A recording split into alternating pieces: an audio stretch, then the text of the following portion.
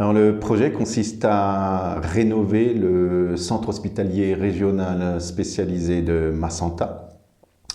C'est un projet qui a commencé en 2020, qui a continué en 2021 et il y a encore différentes rénovations à faire en 2022. Alors en 2021, il y a plusieurs pavillons, le pavillon C9 et C10 qui ont été rénovés.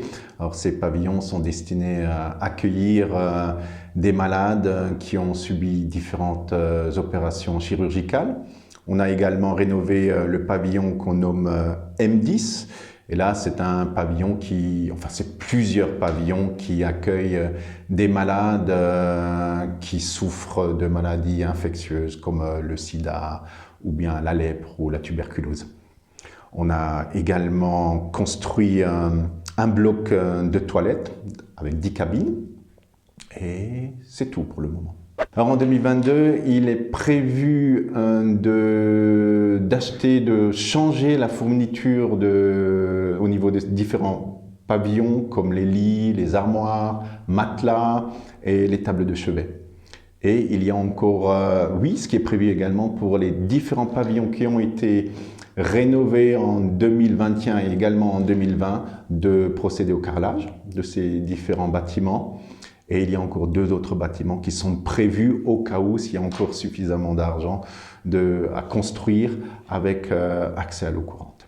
Alors, cette plus-value, j'ai eu l'occasion d'aller à 2 reprises dans cet hôpital, de pouvoir le visiter. Et ce qui m'a vraiment choqué, c'est les conditions d'accueil des malades.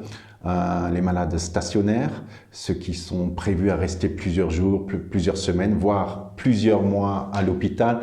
Et les conditions de vie à l'intérieur de ces pavillons étaient exécrables. Par exemple, quand il pleuvait, comme à Massanta, il pleut 3 mois ou 4 mois par année, de manière assez intensive.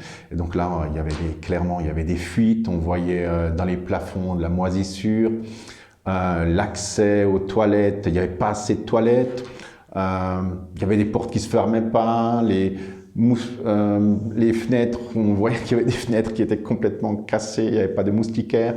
Enfin voilà, en général, les conditions d'accueil de ces malades étaient inacceptables. Donc c'est pour cette raison qu'il fallait absolument qu'on procède à une rénovation des bâtiments. Merci. Merci à Fribourg Solidaire.